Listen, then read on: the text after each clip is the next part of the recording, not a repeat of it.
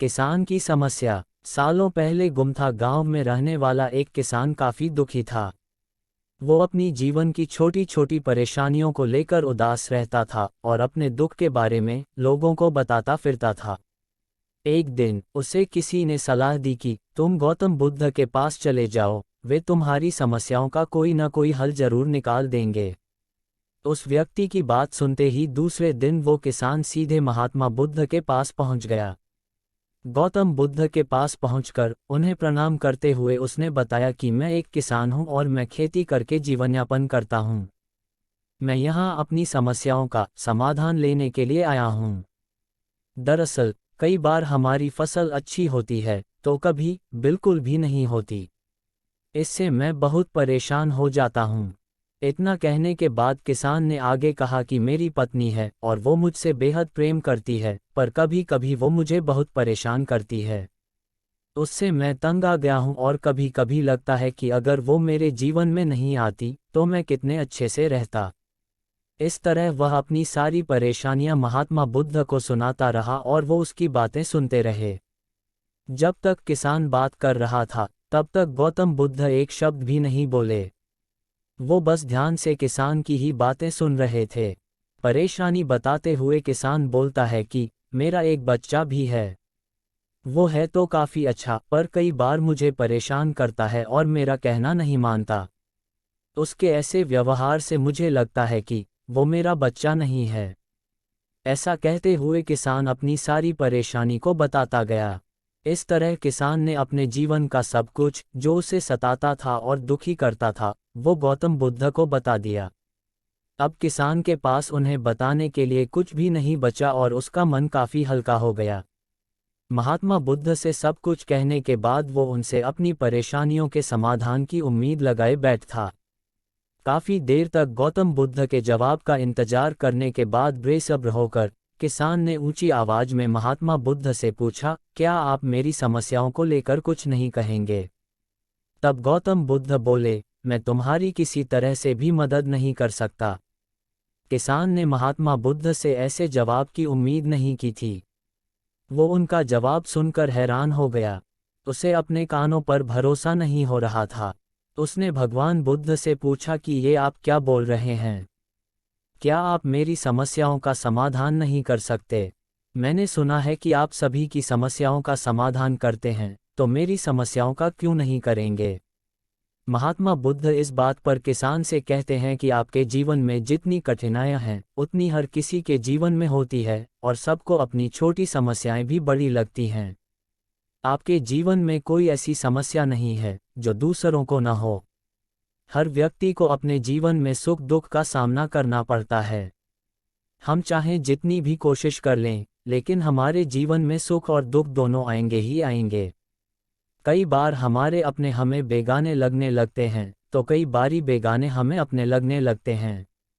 सभी का जीवन ऐसी समस्याओं से घिरा हुआ है जिसका कोई समाधान नहीं है। अगर किसी के जीवन से एक समस्या जाती है तो दूसरी समस्या आ जाती है। ऐसे में तुम एक समस्या का आज समाधान कर लोगे तो तुम्हें कल दूसरी समस्या का सामना करना पड़ेगा। यही जीवन का एक अटल सत्य है। बुद्ध की बातें सुनकर किसान को गुस्सा आ जाता है और वो उन्हें बोलता है कि लोग आपको महात्मा कहते हैं। मैंने लोगों से ये भी सुना है कि आप सबकी परेशानी दूर करते हैं, पर मेरी समस्या का निवारण करने के बजाय आप मुझे फिजूल की बातें बता रहे हैं। मैं आपके पास बहुत उम्मीद लेकर आया था, पर अब मुझे लग रहा है कि आपके पास मेरा आना व्यर्थ हुआ। मैंने जो भी आपके बारे में सुना था वो सब झूठ है। महात्मा बुद्ध को इतना कहकर किसान वहां से जाने लगता है। तभी उससे भगवान बुद्ध कहते हैं कि तुमने जो समस्याएं बताई हैं उनका मैं समाधान नहीं कर सकता, पर मैं तुम्हारी दूसरी परेशानी का निवारण कर सकता हूं। बुद्ध की बातें सुनकर किसान हैरान हो गया और बुद्ध से कहता है कि मैंने जो समस्या बताई उसके अलावा मुझे कोई और समस्या नहीं है, और है भी तो मुझे उसका ज्ञान क्यों नहीं? बुद्ध उनसे कहते हैं कि आपकी समस्या यह है कि आप नहीं चाहते हैं कि आपके जीवन में किसी तरह की समस्या हो। खुद को किसी तरह की समस्या न हो, ये सोच रखना ही दूसरी समस्याओं का कारण बनता है। आपको ये स्वीकार कर लेना चाहिए कि हर व्यक्ति के जीवन में किसी न किसी तरह की समस्या होती है। ये सोचना छोड़ दो कि आप इस दुनिया के सबसे दुखी इंसान हो। आपको अपने आसपास के लोगों को देखना चाहिए, क्योंकि बाकी लोग भी किसी न किसी चीज़ से परेशान और दुखी हैं। जीवन में सुख और दुख आकर ही रहेंगे, उसे कोई नहीं बदल सकता। बस तुम्हें दोनों ही स्थिति में खुद को काबू में रखना होगा। इससे दुख का असर तुम पर ज़्यादा नहीं होगा। ऐसे में तुम्हें ये सोचना छोड़ना होगा कि तुम्हारे जीवन में समस्या न हो। तभी तुम हर समस्या का आसानी से सामना कर पाओगे। बुद्ध की बातें सुनकर किसान उनके पैरों पर गिर गया और उनसे माफ़ी मांगने लगा। वो समझ चुका था कि महात्मा बुद्ध उससे क्या कहना चाह रहे हैं। कहानी से सीख: हमें अपनी छोटी छोटी परेशानियों के लिए किसी से शिकायत नहीं करनी चाहिए, बल्कि उन परेशानियों का खुद से सामना करना चाहिए। दोस्तों, अगर आपने चैनल सब्सक्राइब नहीं किया है तो चैनल को सब्सक्राइब ज़रूर कर ले। धन्यवाद। आइए सुनते हैं अब अगली कहानी। दोस्तों, बात उस समय की है जब स्वामी विवेकानंद अपने लोकप्रिय शिकागो धर्म सम्मेलन के भाषण के बाद भारत वापस आ गए थे। अब उनकी चर्चा विश्व के हर देश में हो रही थी। सब लोग उन्हें जानने लगे थे। स्वामी जी भारत वापस आकर अपने स्वभाव अनुरूप भ्रमण कर रहे थे। इस समय वे हिमालय और इसके आसपास के क्षेत्रों में थे। एक दिन वो घूमते घूमते एक नदी के किनारे आ गए। वहां उन्होंने देखा कि एक नाव है, पर वह किनारा छोड़ चुकी है। तब वे नाव के वापस आने के इंतजार में वहीं किनारे पर बैठ गए। एक साधु वहां से गुजर रहा था। साधु ने स्वामी जी को वहां अकेला बैठा देखा तो वह स्वामी जी के पास गया और उनसे पूछा, तुम यहाँ क्यों बैठे हुए हो?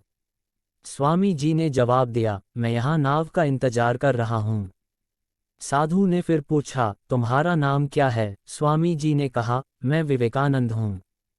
साधु ने स्वामी जी का मजाक उड़ाते हुए उनसे कहा, अच्छा, तो तुम वो विख्यात विवेकानंद हो जिसको लगता है कि विदेश में जाकर भाषण दे देने से तुम बहुत बड़े महात्मा साधु बन सकते हो।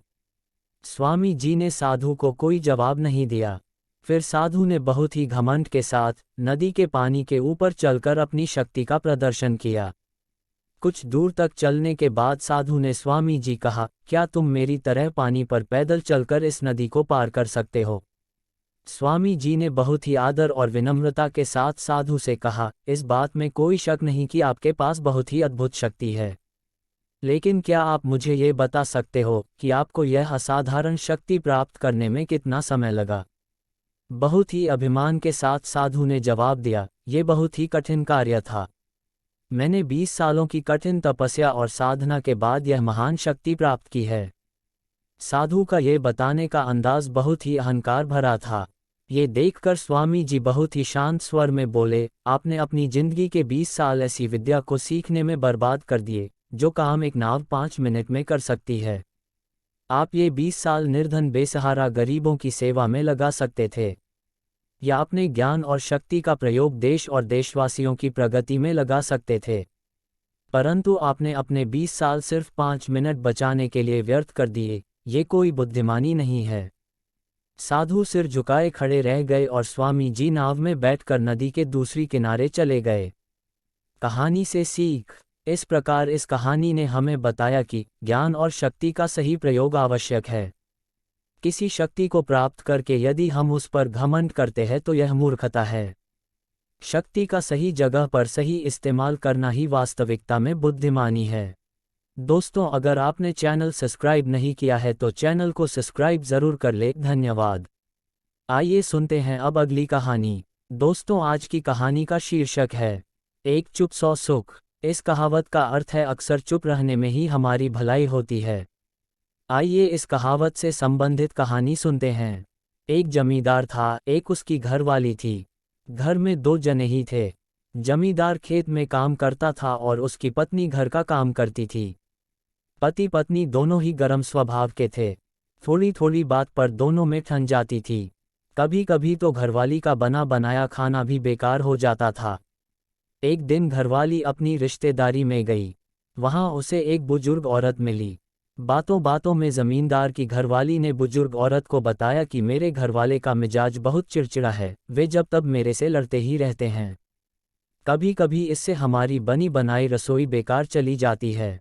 बुजुर्ग महिला ने कहा, ये कोई बड़ी बात नहीं है। ऐसा तो हर घर में होता रहता है। मेरे पास इसकी एक अचूक दवा है। जब भी कभी तेरा घरवाला तेरे साथ लड़े, तब तुम उस दवा को अपने मुंह में रख लेना, इससे तुम्हारा घरवाला अपने आप चुप हो जाएगा। बुजुर्ग महिला अपने घर के अंदर रसोई में गई, एक शीशी भर कर ले आई और उसे दे दी। जमींदार की घरवाली ने घर आकर दवा की परीक्षा करनी शुरू कर दी। जब भी जमींदार उससे लड़ता था, वह दवा मुंह में रख लेती थी। इससे काफ़ी असर दिखाई दिया। जमींदार का लड़ना काफ़ी कम हो गया था। ये देखकर वह काफ़ी खुश हुई। वह खुशी खुशी बुजुर्ग महिला के पास गई और कहा, आपकी दवाई तो कारगर सिद्ध हुई है। आपने इसमें क्या क्या डाला है, ज़रा बता देना, मैं इसे घर में ही बना लूँगी। बार बार आना जाना मुश्किल हो जाता है। इस पर बुजुर्ग महिला ने जवाब दिया कि जो शीशी मैंने तुम्हें दी थी उसमें शुद्ध जल के सिवाय कुछ भी नहीं था। तुम्हारी समस्या का हल तो तुम्हारे चुप रहने से हुआ है। जब तुम दवा यानी कि पानी को मुंह में भर लेती थी तो तुम बोल नहीं सकती थी, और तुम्हारी चुप्पी को देखकर तुम्हारे घरवाले का भी क्रोध शांत हो जाता था। इसी को एक चुप 100 सुख कहते हैं। बुजुर्ग महिला ने जमींदार की घरवाली को सीख दी कि इस दवा को कभी भूलना मत, और अगर किसी को जरूरत पड़े तो उसे भी ऐसा ही करने की सलाह देना। जमींदार की घरवाली ने बुजुर्ग महिला की बात को गांठ बांध लिया और खुशी खुशी अपने घर वापस आ गई। इसी को कहते हैं एक चुप 100 सुख। जब भी किसी से हमारा मतभेद हो तो बहस करने की बजाय हमें चुप हो जाना चाहिए, इसी में हमारा भला है। दोस्तों, कहानी अगर आपको अच्छी लगे तो चैनल को सब्सक्राइब करना ना भूलें।